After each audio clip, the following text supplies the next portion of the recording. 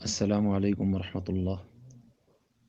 کل سورہ فاتحہ کی آیت صراط الذین سے آخر تک آپ کے سامنے پیش کی گئی، تو یہ کلپ اسی کلپ کا تتمہ سمجھ لیجئے۔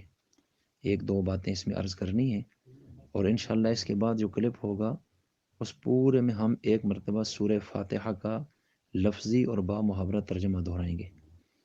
اور میری عرض ہے آپ تمام بہن اور بھائیوں سے کہ آپ جب بھی درس سنیں وضو کی حالت میں، تنہائی میں، قرآن پاک کھول کے ادب سے بیٹھ کے آیت کو دیکھ کے آپ درس سنیں، اور جو تلفظ قرآن کریم کی آیات کا میں خود کروں آپ اس کو ساتھ اس طریقے سے سیکھیں اور دہرائیں، تاکہ اس طرح آپ کو پڑھنا بھی آ جائے اور لفظی ترجمہ کو بھی اپنے ذہن میں بٹھائیں، بلکہ اس کو دہرائیں اپنی زبان سے۔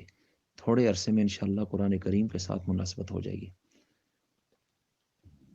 کل میں نے کیا ذکر کیا؟ قرآن کریم بعض مقامات کی اپنی تفسیر خود کرتا ہے، تو ایک تو یہ بتایا کہ ان لوگوں کے راستے پر چلا جن پر تو نے انعام کیا، تو جن پر انعام ہوا وہ کون لوگ ہیں؟ سورۃ النساء کی آیت 69 اور 70 میں اللہ تعالیٰ نے 4 طبقات کا ذکر کیا، انبیاء، صدیقین، شہداء اور صالحین کا، کہ ان پر اللہ نے انعام کیا۔ لہٰذا اب ان کے علاوہ کسی اور کو اس طبقے میں منعم علیہم، انعام یافتہ لوگوں میں شامل نہیں کیا جا سکتا، کہ اللہ نے ان 4 کا ذکر کیا ہے۔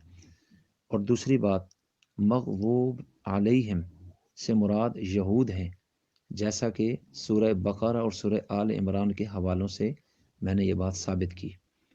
اور اسی طرح نصارہ الضالین سے مراد یہ ہیں عیسائی، سورہ مائدہ کی آیت 77 کا میں نے حوالہ دیا، ترجمہ آپ دیکھ سکتے ہیں قرآن پاک میں۔ اور میں نے ایک حدیث مبارکہ پیش کی مسند احمد کی، جس میں حضرت عدی بن حاتم سے روایت تھی، اور اس کے آخر میں یہ تھا کہ حضور علیہ السلام نے خود فرمایا مغضوب علیہم سے مراد یہودی ہیں اور ضالین سے مراد نصارے ہیں۔ تو ہم نے اللہ سے کیا دعا مانگی کہ ہم مسلمان ہیں، ہمیں سیدھے راستے پر چلائے رکھ، اور سیدھا راستہ کون سا ہے؟ جو یہودیوں کا بھی نہیں اور عیسائیوں کا بھی نہیں، یعنی ہم ان کے عقیدے اور طرز زندگی اور عمل سے بچنا چاہتے ہیں، تو ہمیں بچا، اور جو انعام یافتہ ہیں یعنی نبی، صدیقین، شہداء اور صالحین، ان کے راستے پر چلا۔ تو یہ دعا ہے جو آپ مانگ رہے ہیں، اس لیے اب اس دعا کو مانگا ہے تو توجہ کیجئے تاکہ اللہ تعالیٰ عطا بھی فرما دے۔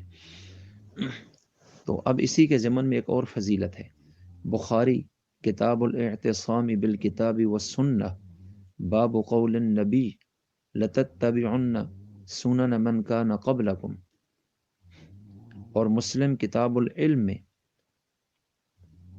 باب اتباع سنن الجہود والنصارى میں ابو سعید خدری رضی اللہ تعالیٰ عنہ بیان کرتے ہیں کہ رسول اللہ صلی اللہ علیہ وسلم نے فرمایا، یقیناً تم اپنے سے پہلے لوگوں کے طور طریقے اپنا لوگے، بالشت کے برابر بالشت اور ہاتھ کے برابر ہاتھ، یعنی ہر چیز میں ان کی پیروی کرو گے، حتیٰ کہ اگر وہ کسی سانڈے کے بل میں داخل ہوئے ہیں ہوں گے، کون؟ یہود و نصارہ، تو تم اس میں بھی ان کی پیروی کرو گے۔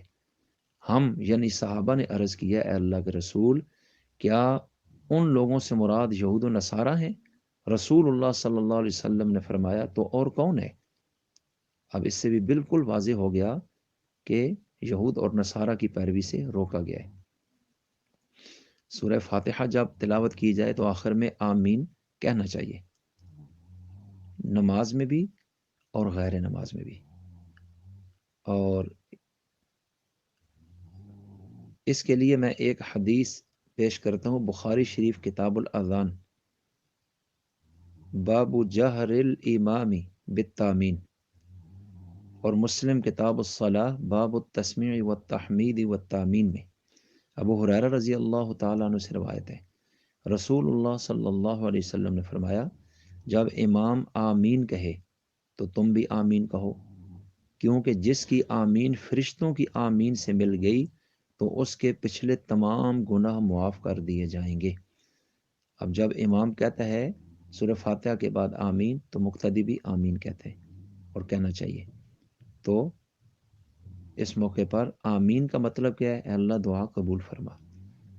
تو اس میں ترغیب دی گئی ہے آمین کہنے کی. مسلم کتاب الصلاح باب التشہد فی الصلاح میں ابو موسیٰ اشعری رضی اللہ تعالیٰ عنہ سے روایت ہے، رسول اللہ صلی اللہ علیہ وسلم نے فرمایا، جب امام غیر المغضوب علیہم ولا الضالین کہے تو تم آمین کہو، اللہ تعالیٰ تمہاری دعا کو قبول فرمائے گا. تو آج دو چیزیں معلوم ہوئیں. ایک تو سورہ فاتحہ جب بھی پڑھی جائے اس کے بعد آمین کہنا چاہیے، نماز کے اندر اور غیر نماز میں.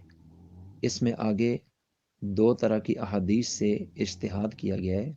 بعض ائمہ آمین مقتدی کے حق میں اونچی کے قائل ہیں، اور امام ابو حنیفہ رحمۃ اللہ علیہ آہستہ آمین کے قائل ہیں، اور اسی کو دلائل سے ترجیح دیتے ہیں. اللہ تعالیٰ عمل کی توفیق عطا فرمائے. وما توفیقی الا باللہ.